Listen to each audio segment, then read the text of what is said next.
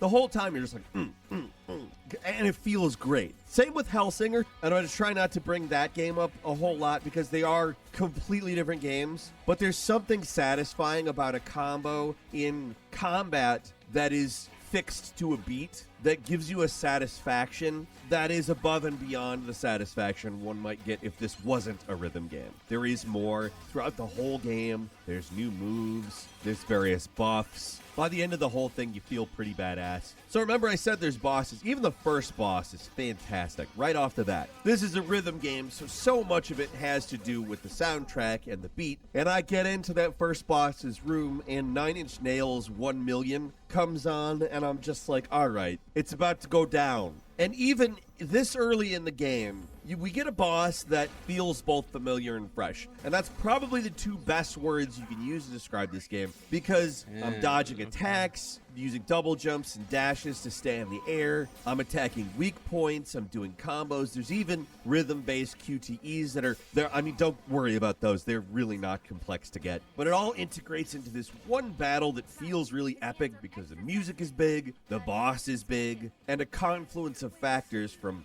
very responsive controls to the rhythm dynamic to the visuals. I mean, this is a fun game. It really first comes together at that boss because they're done telling you how to play the game.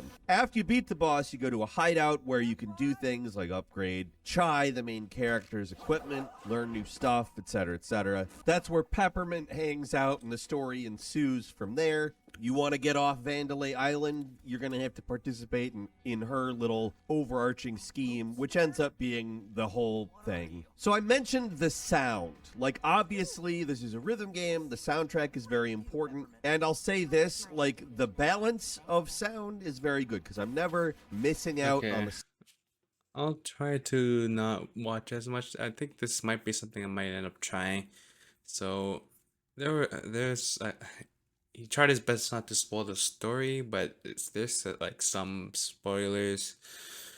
Let's see, is it on Steam?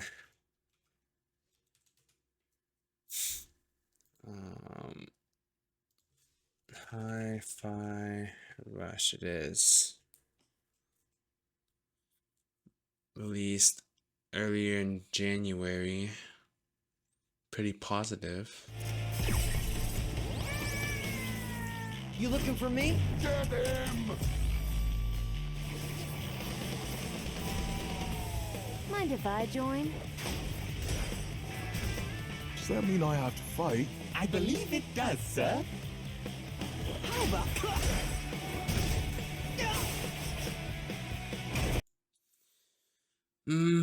I'll consider it. I'll consider it. What's there? Oh yeah, there was something I wanted to check. Okay. I wanted to... There was this game. I think it's called... Oh, it's like Crab Rave. It's called Crab Champions.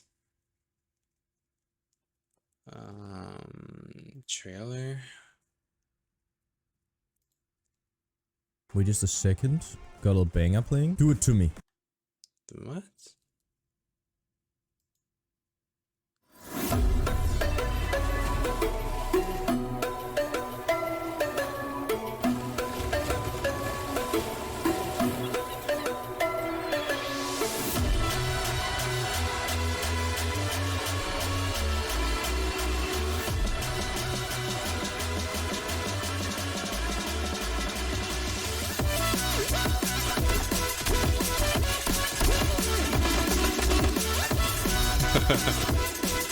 Okay.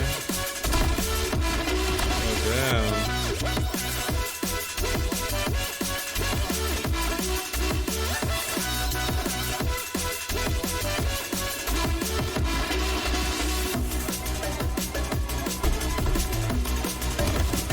A laser.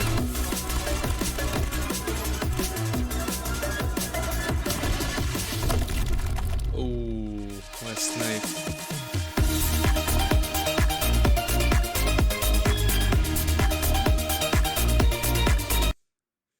Yeah, I actually, yeah, I seen this game. I thought it was pretty interesting. Maybe I might try this. Seems fun.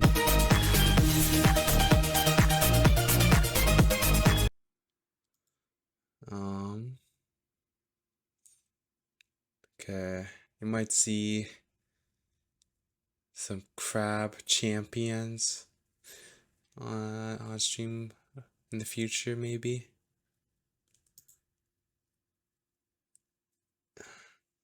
And, yeah, I saw this video here. I was thinking maybe watching it, but yeah, let's watch it. This video is sponsored by NordVPN. Video essay. Happy Halloween. Just kidding, it's April Fools. Oh, VTubers, short for virtual YouTubers, is a recent online phenomenon in which streamers would use motion capture to translate their movements into animated avatars. They would then act as the characters and engage in various activities, mostly gaming. Are you winning? Yes! But also karaoke, live concert, cooking, We made a braised pork steamed bout. chat, What does that mean? It means shit cat. being British, Welcome one, welcome all. even live stream on adult campsites.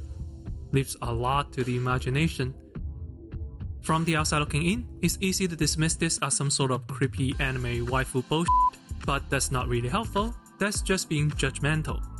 I want to learn new things, and I assume you do too. So today, let me share my thoughts on the phenomenon. Allow my nerdy ass to take you on a quick dive.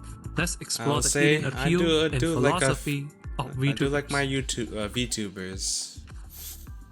I do follow quite a few. Here are all the currently active Japanese VTubers in the agency Hololive, shown in debut order.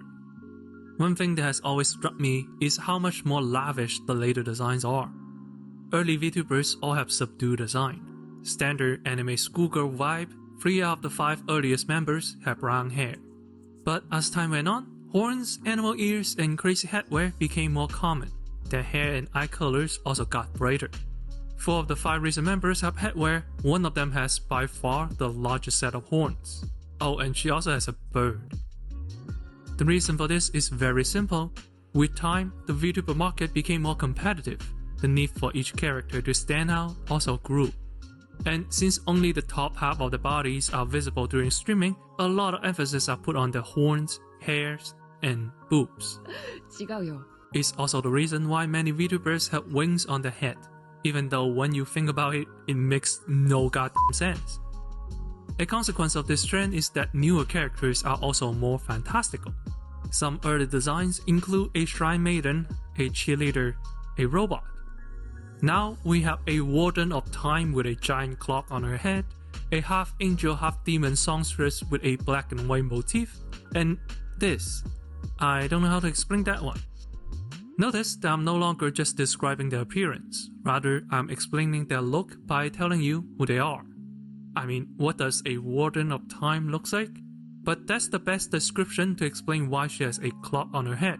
She is, in fact, not a helicopter. Indeed, as VTuber designs grew more elaborate, so did their backstories. The newest English and Japanese group from this agency were all given consistent lore with unified themes. Mythical creatures, aspects of the universe, villain organization. And these fantastical character settings is one of the biggest reasons why fans love them. Yo, it's Yang, your favorite VTuber husbando, here to tell you to use NordVPN. Why? Because with NordVPN, you can change your virtual Yes, location with a hashtag single ad. click, allowing you to bypass geo restrictions, expanding your online access. Now you can watch movies found only on foreign Netflix catalog. It's a must-have tool for any film enthusiast. You can also protect your online privacy using a variety of features, such as double VPN, which routes your traffic through 2 servers. One account supports up to 6 devices, is easy to use, convenient, and it protects you from all fronts. Go to nordvpn.com/accidentalcinema and you can get an exclusive deal with 4 months for free on a 2-year plan.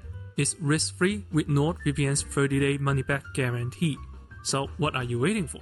Travel further and safer on the internet. Start using NordVPN today. Meet Himemori Luna, the 140cm tall, 0-year-old princess of the Candy Kingdom who has an army of fans called Lunites. She owns a f***ing Harley Davidson and has been playing Monster Hunter since at least the second generation games, meaning in reality she's probably as old as I am. If that sounds like gibberish to you, that's all standard fare for Japanese VTubers. From the earliest days, fictional backstories are a big part of VTuber identity. Kitsuna Ai, arguably the first true VTuber, claims to be an advanced AI. On and off screen, she would act and make decisions according to this setting. 私も現状 AI として自分がどんな性格なのかまだ自問自答している途中ですので楽しみです。 It's a rule followed by a lot of VTubers, often to a hilarious degree. In essence, unlike streamers who do not use avatars, VTubers are actors, trying to sell you a persona. They stream, they interact with fans, and they accept interviews all while staying in character.